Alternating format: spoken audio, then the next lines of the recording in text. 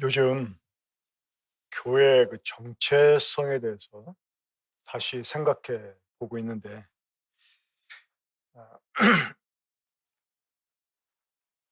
우리 군포 번영교회가 이 교회의 정체성을 오랜 기간 동안 잃어버리고 있는 게 아닌가 생각이 들었습니다.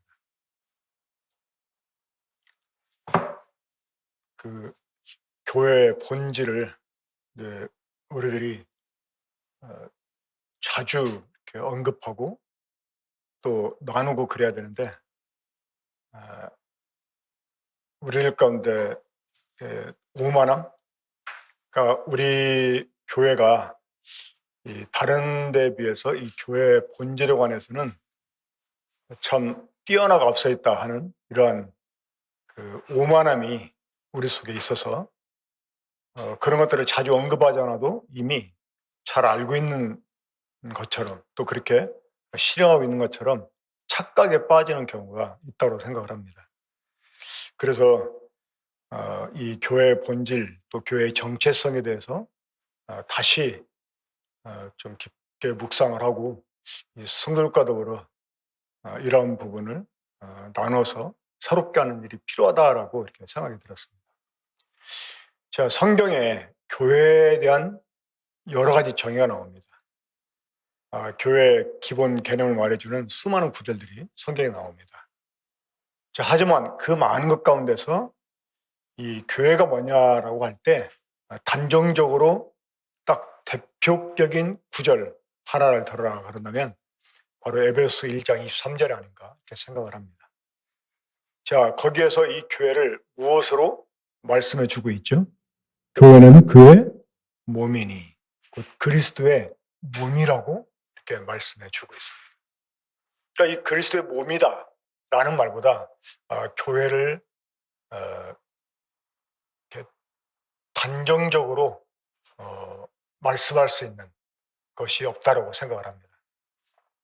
자, 이 교회가 그리스도의 몸이라고 할 때 그것은 여러 가지 것을 우리에게 또 말씀해 줍니다.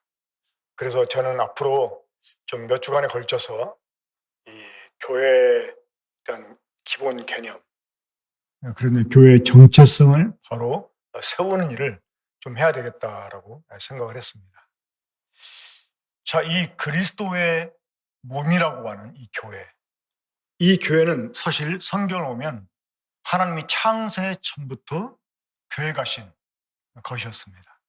그리스도 안에서. 근데 이 교회가 이제 그리스도의 강림으로 인해 가지고 시작이 되는데, 언제부터 이 교회가 본격적으로 그럼 시작이 됐느냐? 이제 그런 부분 먼저 보도록 하겠습니다. 자, 에베소 3장 5절부터 9절까지. 이거 제가 좀 차분히 예배당 일찍 와서 정리를 하려고 그랬었는데 갑자기 교회 컴퓨터가 사용하는 컴퓨터가 없어가지고 제 걸로 또 막 줌 연결하고 하는 바람에 제가 막 급하게 그냥 했어요. 이러다 보니까 막 줌 간격도 엉망이고 좀 그러네요. 이게 제 실력은 본래 실력은 아닙니다. 좀 이해해 주시고 보세요. 아까 막 5분 동안 막 급하게 그냥 복사해서 옮기느라고 그랬는데 좀 그러네 보기가. 자, 그래도 대충 보이죠? 우리 함께 읽겠습니다. 에베소 3장 5절부터 9절까지 시작. 이제 그의 거룩한 사도들과 선지자들에게 성령으로 나타내신 것 같이 다른 세대에서는 사람이 아들들에게 알리지 아니하셨으니 이는 이방인들이 복음으로 말미암아 그리스도 예수 안에서 함께 상속자가 되고 함께 지체가 되고 함께 약속에 참여한 자가 되니라. 이 복음을 위하여 그의 능력이 역사하시는 대로 내게 주신 하나님의 은혜의 선물을 따라 내가 일꾼이 되었노라. 모든 성도 중에 지극히 작은 자보다 더 작은 나에게 이 은혜를 주신 것은 측량할 수 없는 그리스도의 풍성함을 이방인에게 전하게 하시고 영원부터 만물을 창조하신 하나님 속에 감춰졌던 비밀의 경륜이 어떤 것을 드러내게 하려 하십니다. 자, 이 교회는 예수 그리스도 안에서 함께 그리스도로 상속자가 되고 함께 또 지체가 되고 함께 약속에 참여하는 이러한 자들입니다.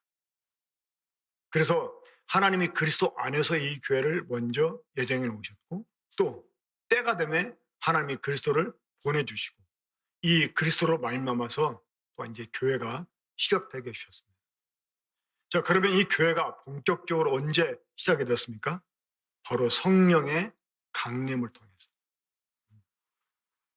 그래서 이제 에베소 이 3장 5절에서도 이 하나님께서 이 성령으로 이 교회에 대해서 나타내셨다 이렇게 말씀하십니다. 그러니까 그 이전에는 교회라고 일컬어지는 이제 이집트에서 탈출한 이 이스라엘 사람들을 가리켜서 이 광야 교회라고 사용을 합니다. 이 광야 교회라는 말을. 하지만 그것은 이 교회의 모형이 될 뿐이지 진정한 의미의 교회라고 말할 수는 없습니다. 그럼 이 교회는 언제부터 시작이 되느냐? 바로 예수 그리스도의 부활 그리고 예수 그리스도의 성천을 통해서 그러니까 우리 주님이 아버지께로부터 성령을 받아 이 자기를 믿는 사람들에게 성령을 보내 주심으로써 이 교회가 시작이 됩니다. 그 에베소 3장 4절에 보면 사도 바울이 이런 말을 합니다. 너희가 이것을 읽으면 내가 그리스도의 비밀을 깨달은 것을 너희가 알 수 있으리라. 그러니까 이 에베소서는 교회에 관한 서신이죠. 그 1장, 2장을 통해서 이 교회가 무엇인지에 대해 사도 바울은 밝혀줍니다. 그래서 너희가 이것을 읽으면 내가 그리스도의 비밀을 깨달은 것을 너희가 알 수 있으리라 이렇게 말씀했어요. 그러니까 이 교회를 가리켜서 그리스도의 비밀이라고 말합니다. 그러니까 비밀은 감춰져 있던 거죠. 그러니까 이것을 드러내 주는 것을 계시라고 합니다. 그러니까 이 성령님으로 말미암아서 이 교회에 대한 계시가 밝혀지기 시작을 합니다. 자, 이 에베소는 그리스도의 비밀인 교회에 관한 서신이죠. 자, 그런데 이 그리스도에 관해서 또한 기록해 준 성경이 있습니다. 바로 골로새서입니다. 이 골로새서에서는 이 그리스도를 하나님의 비밀이라고 말합니다. 그러니까 하나님께서 때가 되심에 이 그리스도를 보내주시고 그래서 하나님의 비밀인 그리스도를 드러내게 주십니다. 하지만 이 그리스도 안에 또 하나의 비밀이 있었어요. 이 비밀은 그리스도께서 승천하시고 아버지께로부터 성령을 받아가지고 자기를 믿는 사람들에게 성령을 보내주심으로써 드러나게 됩니다. 바로 그리스도의 비밀이 교회였던 거죠. 그러니까 그 이전까지는 교회에 대한 계시가 없었다고 하는 것이에요. 그러니까 그런 계시가 밝혀진 적이 없다는 것이죠. 그러니까 그런 의미에서 비밀이 되는 것입니다. 자, 오늘 말씀드리려고 하는 주제가 성령과 교회이기 때문에 이 에베소 3장 5절부터 9절까지의 말씀에 대해서는 상세한 해석은 하지 않겠습니다. 자, 조금 전에 말씀드린 것처럼 이제 이 교회는 성령으로 시작이 됐는데 이 성령으로 시작하지 않고 같은 신앙, 제가 말하는 이제 신앙이라고 하는 것은 일반적인 이 종교적인 신앙을 가리키는 것입니다. 이 나름대로 같은 신앙이나 신념으로 시작하는 것은 그 일반적인 종교 집단과 다를 바가 없다는 것입니다. 이 교회는 오직 성령으로 시작을 해야만 합니다. 그러니까 성령으로 말미암아 이 교회에 대한 계시가 밝혀지기 시작을 했고 이 성령의 오심으로 교회가 시작이 되었기 때문에 이 교회는 또한 성령으로 시작될 뿐만 아니라 성령으로 또한 운영되어 가야 되고 진행이 되어야 합니다. 자, 우리가 잘 아는 대로 사도행전 1장 4절부터 5절까지 거기에 보시면 우리 주님이 승천하시기 전에 제자들에게 이렇게 말씀하십니다. 예루살렘을 떠나지 말고 내게서 들은 바 아버지께서 약속하신 것을 기다리라. 요한은 물로 침례를 베풀었으나 너희는 몇 날을 못되어 성령으로 침례를 받으리라 이렇게 말씀하셨습니다. 자, 주님의 부활을 목격한 주님의 제자들이 이 흥분된 마음으로 사람들에게 찾아가서 이 주님의 부활을 아마 증거할 수도 있었을 것입니다. 또 이제 그걸 힘입어서 그 주님을 따랐던 제자들이 함께 모여가지고 어떤 세력을 형성할 수도 있었을 것입니다. 하지만 주님은 그것을 막았습니다. 그러니까 성령이 오시기까지 기다리라고 말씀하셨습니다. 그러면서 성령이 오시면 저희가 성령으로 침례를 받으리라 이렇게 말씀하셨는데, 자, 사도행전 2장 1절부터 4절까지 우리 함께 읽겠습니다. 시작. 오순절 날이 이미 이름에 그들이 다 같이 한 곳에 모였더니忽然히 하늘로부터 급하고 강한 바람 같은 소리가 있어 그들이 앉은 온 집에 가득하며 마치 불의 혀처럼 갈라지는 것들이 그들에게 보여 각 사람 위에 하나씩 임하였더니 그들이 다 성령의 충만을 받고 성령이 말해 하심을 따라 다른 언어들로 말하기를 시작합니다. 네, 제가 말씀 서두에도 언급한 것처럼 이 교회는 성령의 강림으로 시작이 됐습니다. 여기서 말씀하는 성령의 강림은 성령이 사람들에게 임한 걸 말하는 게 아니라 하나의 사건, 그러니까 성령님이 하늘을 떠나서 이 지상에 오신 것을 가리키는 것입니다. 그러니까 우리 주님이 승천하시고 이제 아버지께로부터 성령을 받아서 이 성령을 자기를 믿는 사람들에게 보내주셨습니다. 그러니까 성령님께서 역사적으로 강림하신 거예요. 이 급하고 강한 바람 같은 소리, 이것은 성령님이 이 공기를 가르고 지상으로 강림하는 그 모습을 생생하게 지금 표현해 주고 있는 것입니다. 그 성령님은 정확하게 어디에 지금 임해 계십니까? 교회 위에 임해 계십니다. 교회 위에. 그러니까 주님을 믿는 사람들 위에 임해 계십니다. 그래가지고 이 성령님 불에 혀가 이렇게 갈라지는 것처럼 여러 갈래로 갈라져서 지금 각 사람에게 임해 있습니다. 그러니까 지금도 예수 그리스도를 믿고 구원받은 사람들에게 이 성령님의 갈래가 또한 갈라져서 그 사람에게 임하게 됩니다. 그러니까 이 교회는 모든 성도는 이 교회 위에 임하신 성령님으로 해가지고 지금 연결되어 있습니다. 자, 이렇게 해서 교회가 시작이 되었습니다. 그러니까 다시 좀 다른 그 표현으로 제가 말씀을 드린다면 이 교회는 지금 성령님 아래 놓여져 있고 성령님으로 지금 덮여져 있어요. 마치 광야에서 이 구름 기둥이 막 이스라엘 회중 전체 위에 딱 덮었던 것처럼 이 성령님이 지금 교회 온 회중 위에 딱 임하셔가지고 덮고 계십니다. 그러니까 이 침례라는 말은 잠긴다는 말이에요. 그러니까 물에 사람들을 잠그잖아요. 이것처럼 우리가 지금 성령의 이 침례 가운데 있습니다. 그리고 이 성령님이 지금 각 사람 속에 임해 있습니다. 예수 그리스도를 믿는 사람들에게 동일하게 주어진 DNA, 그건 바로 성령님이십니다.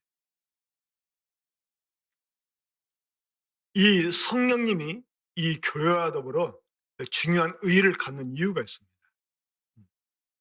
이것은 바로 이 성령님이 우리가 예수 그리스도를 믿는 제자들이요, 우리가 구원받은 하나님의 자녀라는 것을 보증해주는 그 증거가 되기 때문에 그렇습니다. 그래서 우리가 하나다라고 하는 것은 이 믿는 사람들 속에 동일한 성령이 임해 있다라는 것을 또한 의미하는 것입니다.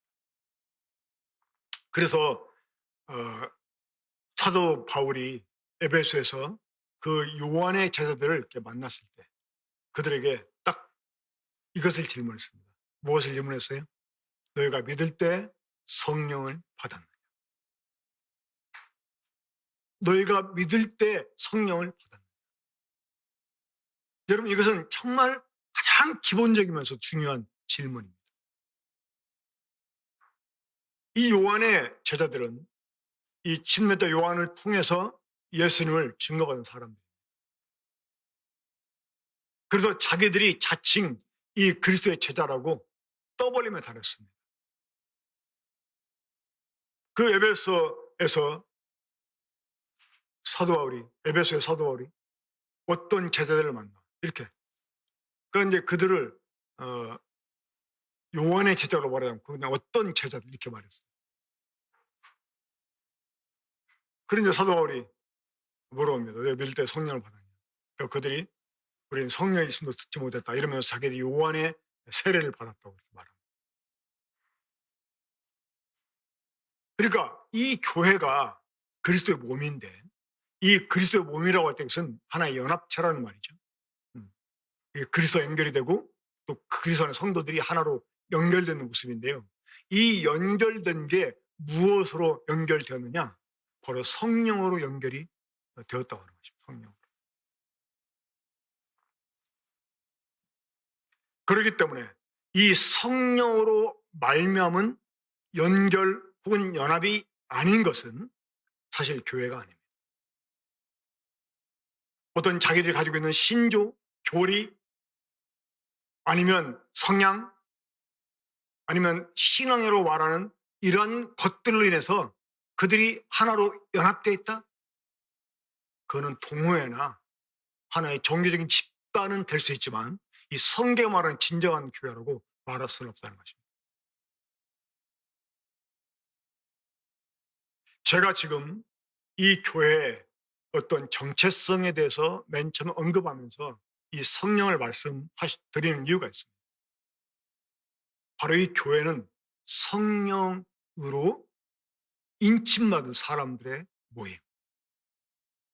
그래서 이 성령으로 연합된 모임이기 때문에 그렇습니다. 바로 그러한 교회일 때 그러한 교회는 성령으로 인해서 운행돼 갈 수가 있습니다. 고린도서 13장 마지막 절에서 사도 바울이 교회를 축복할 때 이렇게 표현합니다. 우리 주 예수 그리스도의 은혜와 아버지 하나님의 사랑과 성령의 교통하심이 너희와 함께 있을지어다. 제가 거기에 성령의 교통하심이라는 게 있어요.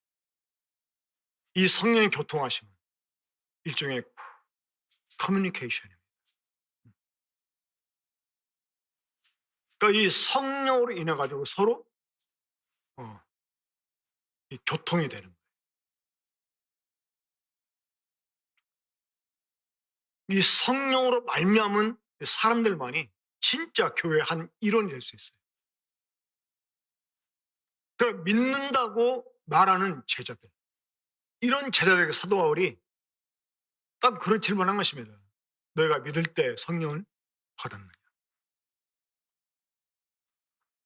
만약에 우리 군포 원흥교회 성도들에게 이렇게 딱 말씀을 드린다면 이 당황할 분들이 많이 있을 거라고 생각합니다.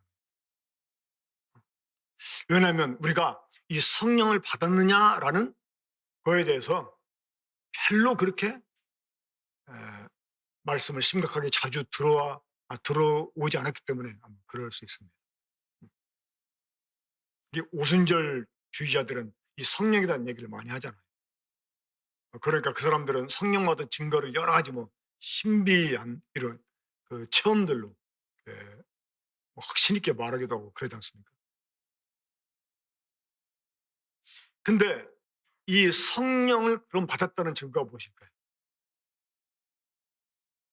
너희가 믿을 때 성령을 받았냐? 이렇게 말했을 때 내가 성령을 받았다고 하는 이 증거를 무엇으로 내놓을 수 있을까요?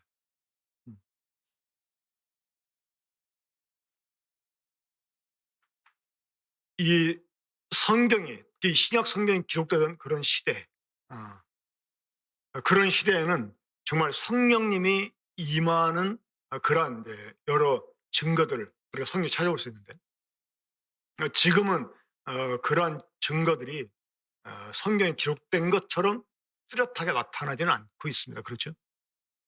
그럼 지금 우리가 성령을 받았다 하는 것을 무엇으로 스스로 증거할 수 있을까요?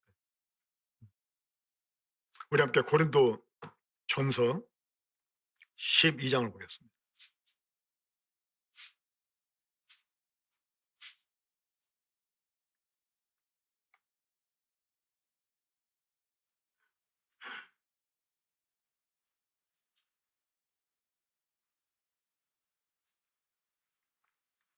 자, 3절 보겠습니다. 그러므로 내가 너에게 알리노니 하나님의 영으로 말하는 자는 누구든지 예수를 저주할 자라 하지 아니하고 또 성령으로 아니하고는 누구든지 예수를 주시라 할 수 없느니라. 이 성령님이 딱 주어지게 되면 우리들에게 자각되는 게 있습니다. 뭐냐면 예수 그리스도가 내 주인이라고 하는 거예요. 이 예수 그리스도가 내 주인이다 라는 것이 자각되어지면 또 하나 찾아오는 게 있습니다. 뭘까요?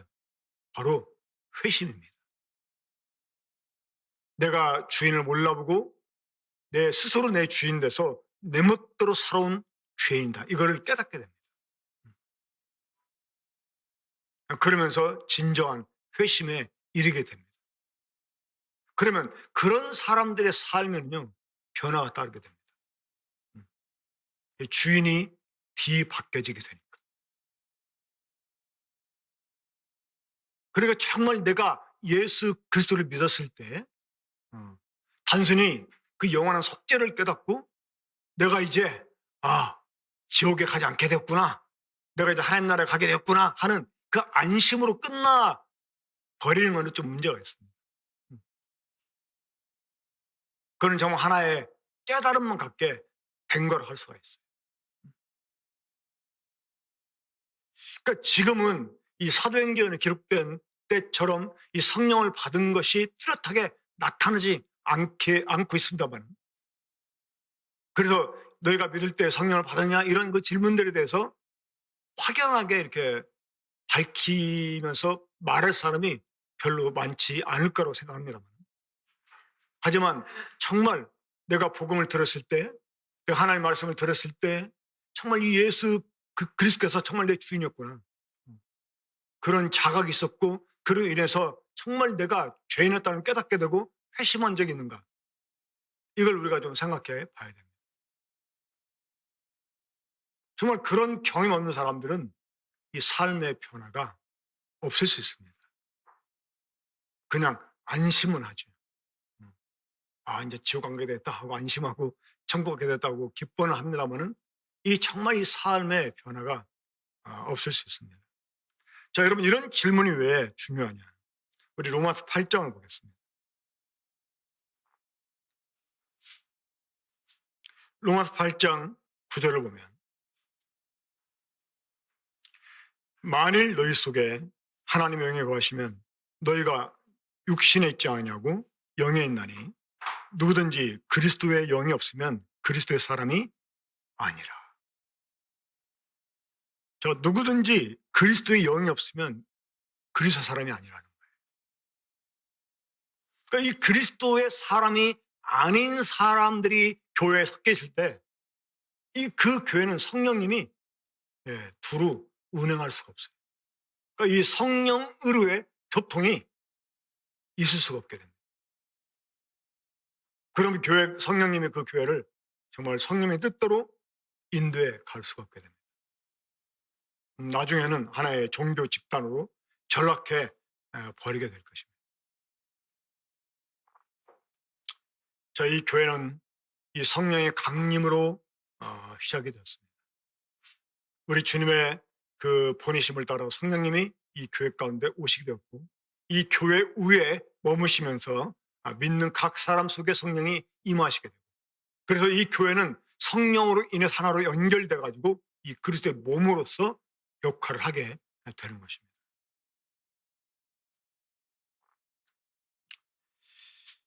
저희 교회는 이제 성령으로 연결이 돼 있어 가지고 그러다 보니까 성령님의 그 교통을 통해서 사람들의 마음이 하나로 묶여지게 됩니다. 사도행전 4장 31절부터 33절까지 보면 이제 이 베드로와 요한이 잡혔다가 풀려나잖아요. 그때 이제 그 풀려난 베드로 요한이 그 사족과 함께 모여가지고 자기들이 겪은 일을 함께 나누게 되고 그러면서 함께 기도를 하게 됩니다. 기도를. 근데 기도가 다 끝난 다음에 보겠습니다. 31절. 빌기를 다음에 모인 곳이 진동하더니 우리가 다 성령이 충만하여 담대히 하나님의 말씀을 전하니라. 그러니까 이 사도들이 이 성령의 교통하심을 따라가지고 이 동일한 마음으로 함께 기도하게 됩니다. 그러니까 기도하게 되니까 다시 성령으로 또 충만하게 되는 거예요. 그러니까 성령님은 양적으로 표현해두고 질적으로도 표현이 된다고 제가 여러 번 말씀드렸었어요. 그러니까 이 질적인 표현은 성령님의 인격으로 우리 가운데 계시다는 말입니다. 이거는 이제 성령님과 우리의 관계를 또 더 나아가서 말할 수가 있습니다. 하지만 이 양적인 표현은 충만했다 혹은 소멸됐다 이렇게 표현될 수 있어요. 그러니까 이미 우리에게 성령님이 임하셨지만 이 성령님이 우리에게 얼마나 채워졌냐 이거는 사람에 따라 다 다를 수가 있어요. 물이라고 하는 것이 어떤 물을 구성하는 원소 기호가 있잖아요. 근데 물은 조금 있어도 물이고 많이 있어도 물이잖아요. 그러니까 물이 얼마나 가득 차 있느냐 이거 이제 양적으로 좀 차이가 날 수 있어요. 그러니까 이것처럼 성령님이라고 하는 것은 똑같은 영이시지만 우리 안에 가득 넘치게 계실 수도 있고 그렇지 않을 수도 있다고 하는 것입니다. 그러니까 이 성령의 교통하심을 따라서 이 잡혔다가 풀려난 사도들이 자기들이 겪은 일을 얘기했을 때 그들이 또한 동일한 마음을 갖고 함께 기도하게 됩니다. 그랬을 때 그 모인 것이 진동하면서 그들이 다 성령의 충만을 받게 됩니다. 이 성령의 충만함을 받은 상태에서 말씀을 전파하게 됩니다. 그럴 때 이제 믿는 자들이 더해지게 되고 이 믿는 자들 가운데서 또 동일하게 역사가 일어나는데 32절 함께 보겠습니다. 시작. 믿는 무리가 한 마음과 한 뜻이 되어 모든 물건을 서로 통용하고 자기 재물을 조금이라도 자기 것이라 하는 이가 하나도 없더라. 사도들이 큰 권능으로 주 예수의 부활을 증언하니 무리가 큰 은혜를 받아. 이 성령이 덮고 있는 교회, 이 성령으로 함께 연결된 성도들의 모임, 거기에서는 성령님의 이 교통하심이 있게 됩니다. 그래가지고 그들이 한 마음과 한 뜻을 또한 품게 됩니다. 그래가지고 심지어 이 모든 물건을 서로 통용하고 정말 자기들의 것을 함께 나누게 되면서 그 막힘없는 이러한 교제를 하게 되는 모습. 이것이 이제 이 성령으로 시작된 이 교회의 모세를 할 수 있겠습니다.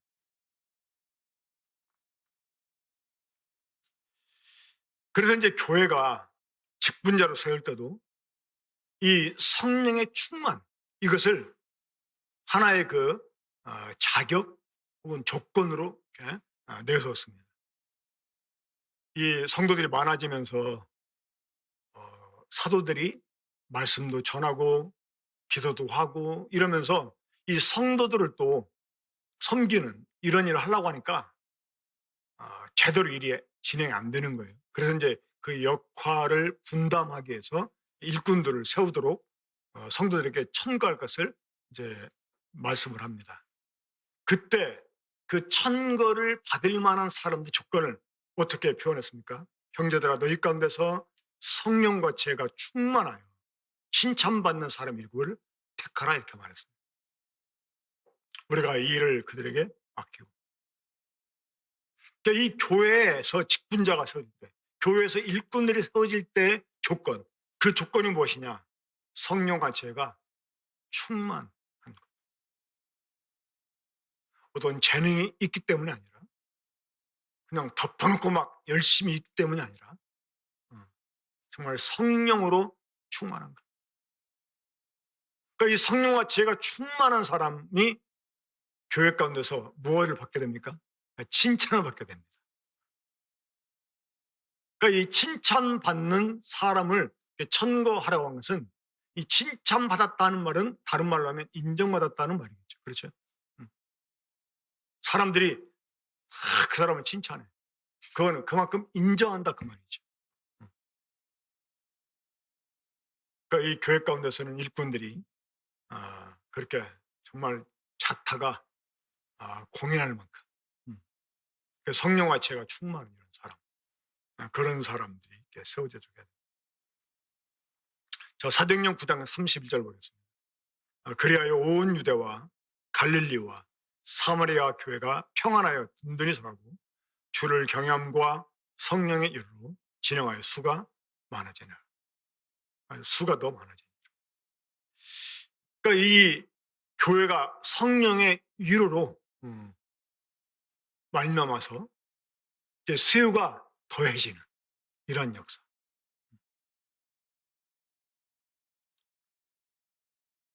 그러니까 이 교회 위에 머물러 계신 성령님이 이 교회를 주관하시고 또 이 교회를 이렇게 운영해 가시는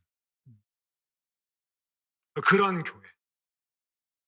그런 교회를 우리가 유지를 해야 됩니다. 사실. 그래야지만 성령님이 그런 교회를 통해서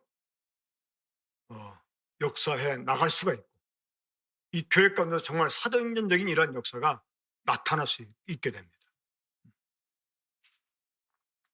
그래서 그런 성령 역사를 따라 함께 교회가 움직이게 될 때 그런 교회에 믿는 자의 수요도 더해질 수 있다고 하는 것입니다. 심지어 이 선교의 시작도 성령의 지시로 시작된 것을 보게 됩니다. 사도행전 13장 1절부터 3절까지 보겠습니다. 거기 보면 안디옥교회 선지자들과 교사들이 있으니 곧 바나바와 니게르라는 시몬과 구레네 사람 루기오와 분봉한 헤롯의 젖동생 마나인과 이 사울이라. 주를 섬겨 금식할 때에 성령이 이르시되 내가 불러 시키는 일을 위하여 바나바와 사울을 따로 세워라 하시니 이에 금식하며 기도하고 두 사람에게 안서여 보내니라. 그러니까 이 성령님이 선교도 시작하도록 역사됐습니다. 이 안디옥교회 교사들이, 일꾼들이 모여서 함께 이제 금식을 합니다. 정말 아름다운 모습이죠. 우리 군포 번영교회 일꾼들도 때로 함께 모여서 금식하면서 교회를 기도하고 또 일도 의논하고 하는 이러한 일들 참 있어야 된다고 생각을 합니다. 그 안디옥교회 일꾼들이 모여서 함께 금식하면서 주님을 섬기고 있을 때 그때 성령님께서 이 바울과 바나바를 따로 세우러 가시면서 선교를 위해서 그들을 파송하게 하셨습니다. 그러니까 이 초대교회를 보면 교회가 성령으로 시작을 하고 성령으로 인해서 능력을 받고 또 말씀도 전하고 또 그들의 그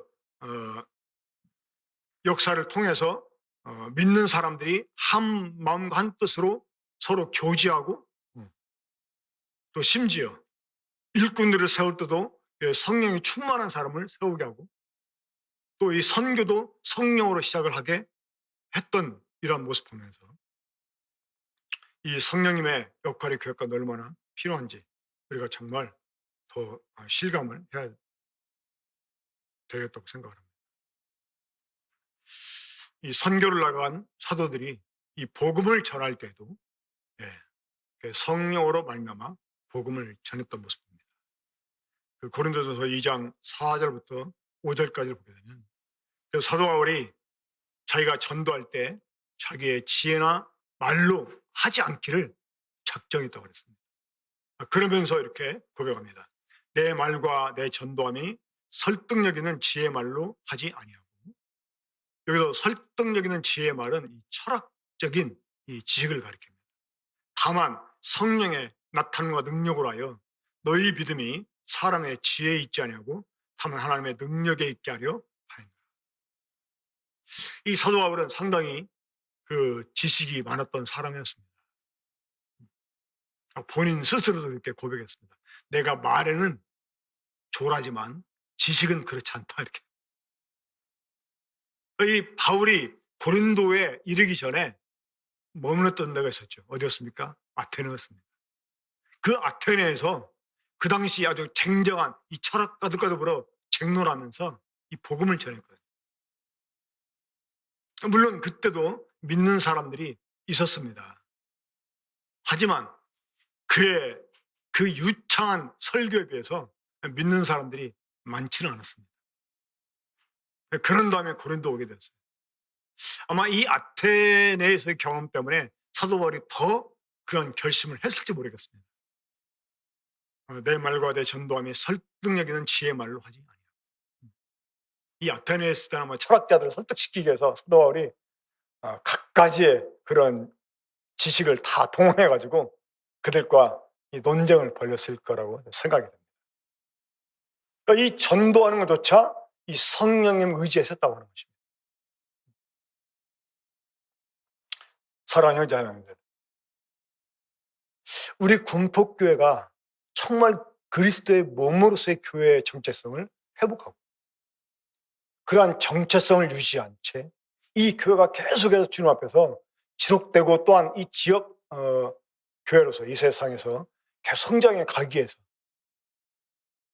우리에게 정말 필요한 이것은 바로 성령님이 우리 교회를 주도해 가시도록 기도하는 것입니다.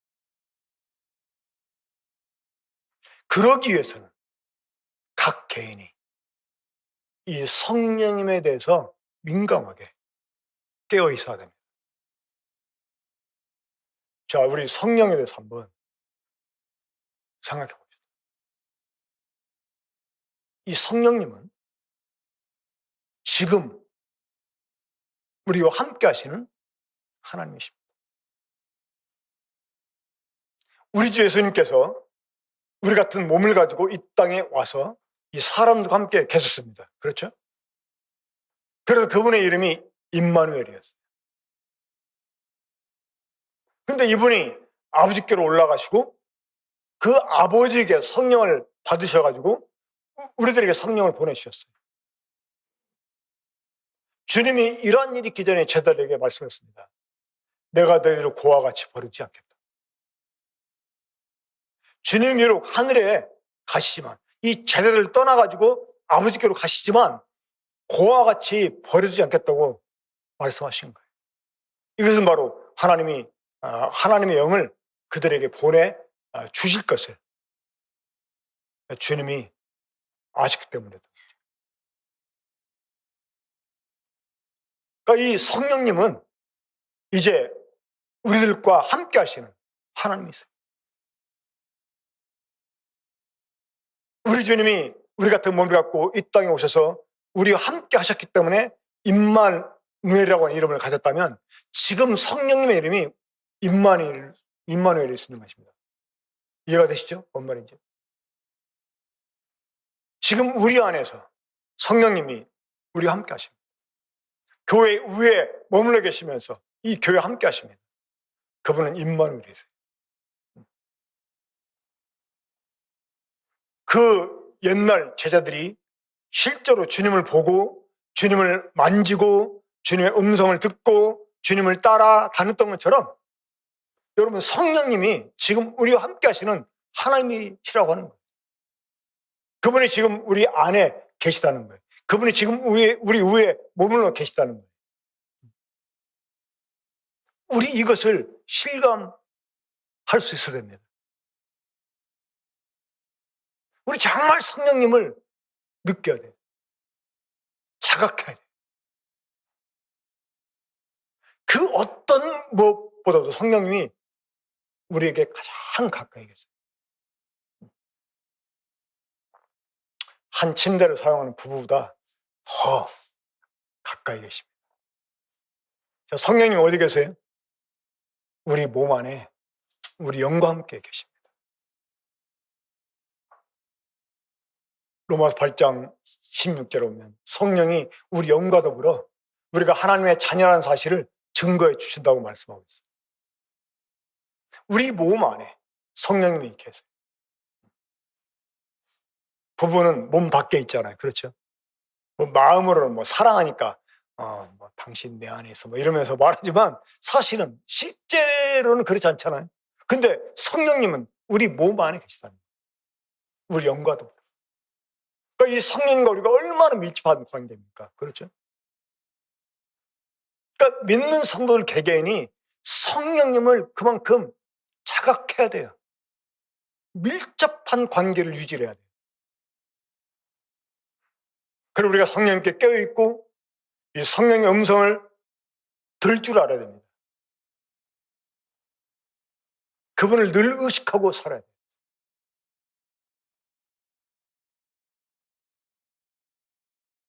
이러한 그 일들이 성도들 개개인 삶에서 일어나실 때 그들의 모임이 이 성령으로 인해 가지고 주도될 수 있다고 하는 것입니다. 그런 사람들이 모일 때 진짜 성령으로 하나로 연결될 수 있게 되는 것입니다. 오늘은 이 성령과 교회에 대해서 우리가 개념적으로만 이해를 해도 괜찮겠습니다. 하지만 이것이 좀 더 실제적이 돼야 돼요. 실제적. 이 오순절 주의자들이 이 성령을 잘못 왜곡되게 사람들에게 말해가지고 이 복음주의자들이 그런 것들은 거부하는 때문에 이 성령님 자체를 좀 이렇게 그러니까 별로 이렇게 인식하기를 좋아하지 않았어요. 이 오순절주의 성령님 하면 막 신비적인 걸로만 주로 이제 표현하고 이랬기 때문에 복음은 없고 이 진리를 알지 못하는 사람들이 막 그 성령으로 하다가면서 뭐 어떤 그 신비적인 물론 이제 다른 영으로 하는 경우가 허다하겠습니다만은 그런 것들에 대한 거부감 때문에 이 성령 자체에 대해서 별로 생각을 안 하려고 그래요. 그러다 보니까 이 복음자들이 성령에 대해서 상당히 약합니다. 하지만 우리가 이 성령님을 생각하면 이 성령과 교회의 관계를 생각하면 또 이 성령님과 믿는 성도의 관계를 생각하면 이 성령님처럼 우리와 밀접한 관계 속에 있는 분이 지금 없다고 하는 것입니다. 그렇죠? 우리 주님이 실제 어디 계십니까? 하늘에 계세요.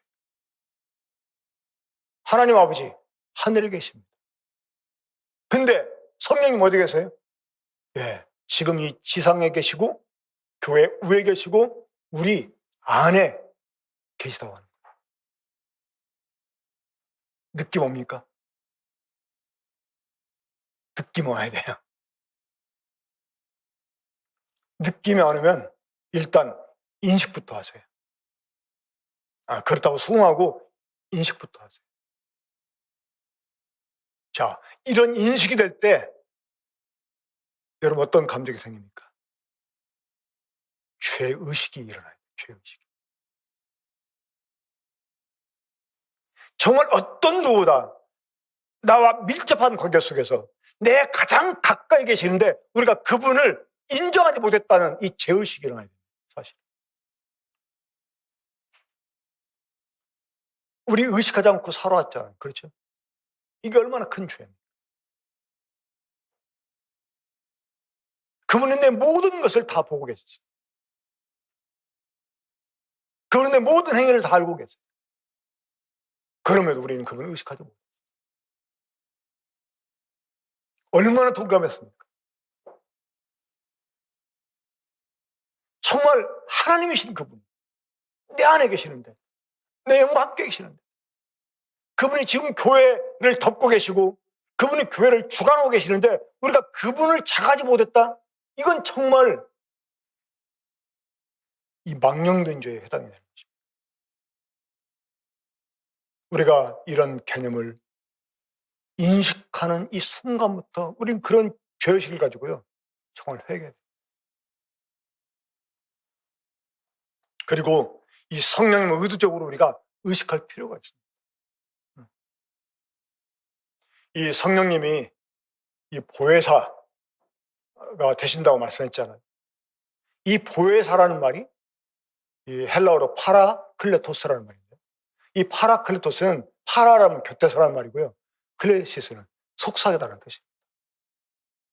그분이 곁에서 속삭여 주시는 분이라는 거예요. 우리 가장 가까이 계시면서 우리에게 속삭여 주는 분이라고 합니다. 우리가 성경을 볼 때, 또 우리가 기도할 때 속삭여 주는 분. 물론 이제 여기에서 우리가 지나쳐 나가면 막 신비주의자가 돼가지고 무슨 막 도사가 된 것처럼 막 이렇게 이제 잘못될 수도 있는데, 하지만 그런 것들에 대한 거부감 때문에 우리가 성령을 의식하지 않는다는 거, 이것 또한 문제가 되는 것입니다. 그렇기 때문에 이 성령님에 대한 의식을 우리가 가지고요, 의도적으로 가지고 때로 한번 그렇게 기도해 보세요. 아니, 불러보세요. 성령님, 지금 제 곁에 계시죠? 그 어떤 누구보다, 어떤 무엇보다 나와 가장 가까이 계셔주셔서 감사합니다. 주님, 주님이 말씀하시는 그 음성을 내게 속삭여 주시는 그 음성을 정말 들을 수 있게 해달라고 기도. 아주 초보적인 거죠. 그 어린 사무엘이 이제 그 성막에서 잠을 자는데, 물론 그때는 아직 성막이 제대로 갖춰져 있지 않은 때였지만, 그 하나님 그 앞에서 그가 잠을 잡니다. 근데 갑자기 하나님이 이제 그를 부르신 소리를 들은 거죠. 근데 어린 사무엘 어떻게 응답했어요? 하나님이 자기를 부른다고 생각하지 않고 엘리 제사장이 자기를 부른다고 생각해서 그 엘리한테 가잖아요. 나를 불렀냐고. 안 불렀다고. 근데 또 두 번째 음성. 그때 이제 엘리가 눈치채고 하나님이 이 아이를 부르는구나 눈치채고 뭐라고 대답해 줍니까? 다시 부르거든 주여 내가 여기 있나이다 종이 듣겠다라고 대답하라고. 그렇게 말합니다. 그러니까 아마 성령님이 수없이 우리를 불렀을지 모르겠습니다. 근데 우리는 그것이 성령님이 나를 부르는 소리인 줄 모르고 등한히 여겼을 수도 있어요. 뭔가 주님이 내게 말씀하는 것 같은 느낌 들 때 한번 그렇게 대답하겠어요. 주여 내가 여기 있습니다. 말씀하시옵소서. 내가 듣겠다라고. 그러면서 우리가 정말 성령님을 좀 더 실제적인 분으로 섬겼으면 좋겠다라고 생각을 합니다. 자, 그러면 마지막으로 이 성령님께서 교회를 주관하시고 운행에 가시게 하려면 어떻게 되겠습니까?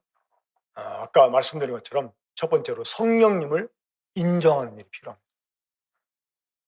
정말 우리와 함께 하시는 실제적인 하나님으로 우리가 인식할 필요가 있습니다. 그리고 이분이 교회의 주권자가 되신다. 이분의 능력으로 교회가 운영되면서 하나님의 일을 이루어간다라는 사실을 우리가 인정해야 됩니다. 그러니까 이 성령님은 때로 하나님 아버지의 영, 때로 예수 그리스도의 영으로도 표현이 됩니다. 아들의 영으로도 표현이 됩니다. 그렇기 때문에 이 성령님은 아버지를 때로 우리에게 나타내 줄 수도 있고 때로는 예수 그리스도를 나타내 주실 때도 있습니다. 그래서 이 성령님이 내게 계시다 하는 말은 하나님 아버지가 내게 계시다, 또 예수 그리스도가 내게 계시다 라는 말과 동일한 말이 될 것입니다. 자, 두 번째로 우리가 해야 될 일, 바로 기도입니다. 그 사도행전 1장 14절에 보면 이 예루살렘 떠나지 말고 아버지께서 약속하신 성령을 기다리라고 하신 주님 말씀을 들은 제자들이 함께 모여가지고 성령님 오실 때까지 그들이 계속 기도하는 일에 전념을 했습니다. 우리가 성령의 충만을 위해서 기도해야 됩니다. 또 이 제자들이 그 복음을 전하고 이제 사람들에게 안수할 때가 있었어요. 그러니까 그들이 성령을 받기를 위해서 기도할 때가 있었습니다. 그러니까 우리가 이 성령을 받기를 기도를 해야 돼. 또 전도할 때도 마찬가지고요. 아까도 읽었습니다만 사도행전 4장 13절 보면 저희가 빌기를 다음에 모인 곳이 진도가 되니 저희가 다 성령의 충만을 받았다 이렇게 말씀하고 있습니다. 그러니까 이 13장 3절로 마찬가지입니다. 이 사도들이 기도하고 안디옥교회 이 교사들이 바울과 바나바에게 기도하고 그들을 이렇게 보냅니다. 그러니까 우리가 이 기도하는 습관 가지고 있어야 돼요. 수시로 개인적으로 수시로 이렇게 기도하는. 제가 한창 이 부정맥 때문에 막 힘들 때 어떤 자매님이 이제 저한테 그런 말을 하더라고요. 수시로 이렇게 기도하겠다. 그러니까 우리가 이 기도하는 습관을 가져요. 이 성령을 받기 위해서, 이 성령의 충만을 위해서 우리가 수시로 기도해야 돼요. 이 생각날 때마다 기도해야 돼요. 또 이 성도들이 모이면 헤어지기 전에 기도하는 습관 필요하다고 생각해요. 이 성령님의 동일한 인침받은 성도들이 성령으로 모여서 이 성령을 위해서 또한 기도하는 거예요. 성령을 충만하게 받기 위해서. 그리고 이 세 번째로 기다림이 필요합니다. 정말 성령님이 교회를 주관하시고 또 나를 주관해 주시고 나를 통해서 역사에 주기 원한다면 때로 기다릴 필요가 있어요. 우리가 때로 이렇게 급한 마음으로 이 성령을 앞서 갈 때가 있습니다. 그러면 성령님이 역사하지 않아요. 그러니까 이 성령님을 때로 우리가 기다릴 줄 알아야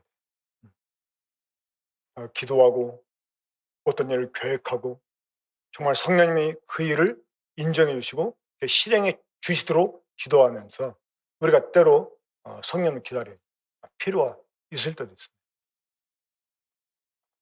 마지막으로 네 번째는 청종하는 것입니다. 듣고 따르는 거죠. 우리가 이 성령님께 좀 민감할 필요가 있습니다. 그러니까 성령을 의식하면서 성령님께 민감할 필요가 있어요.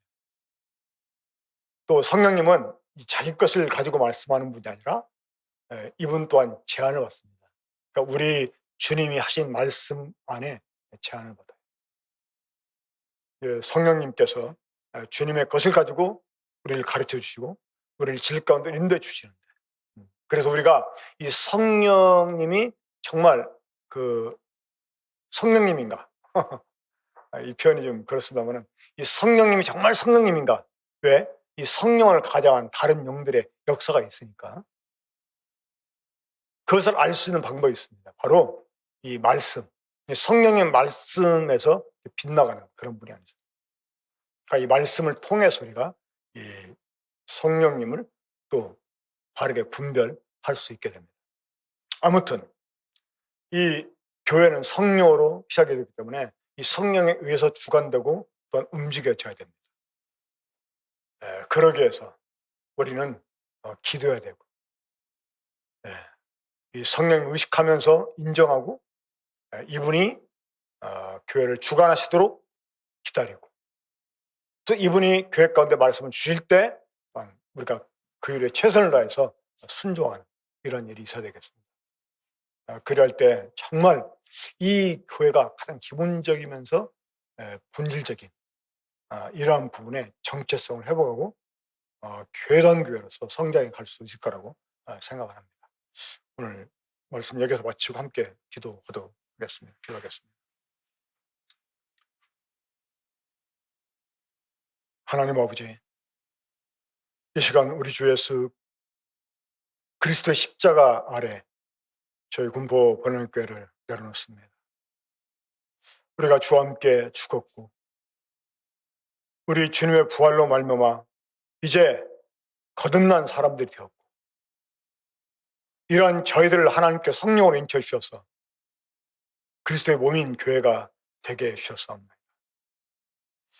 주님, 다시금 하나님께서 우리 군포 번영교회를 주관하시고 이끌어 가시길 원하는 마음으로 이 시간 다시 제가 주님의 십자가 밑에 우리 모두를 다 내려놓사오니 성령께서 우리 가운데 다시금 충만하게 임하여 주시고 이 각 사람 속에 정말 성령께서 충만하게 임해 주시고 우리가 이와 같은 성령을 의식할 수 있게 해주시고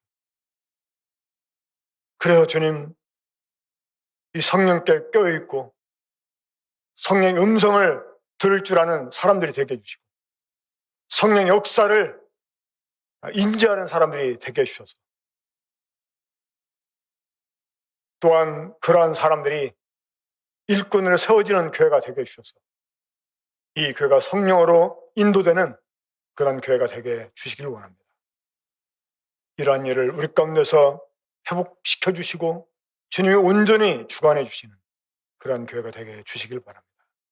이 모든 것을 우리 주 예수님의 이름으로 아버지 하나님께 맡겨오며 기도합나이다. 아멘.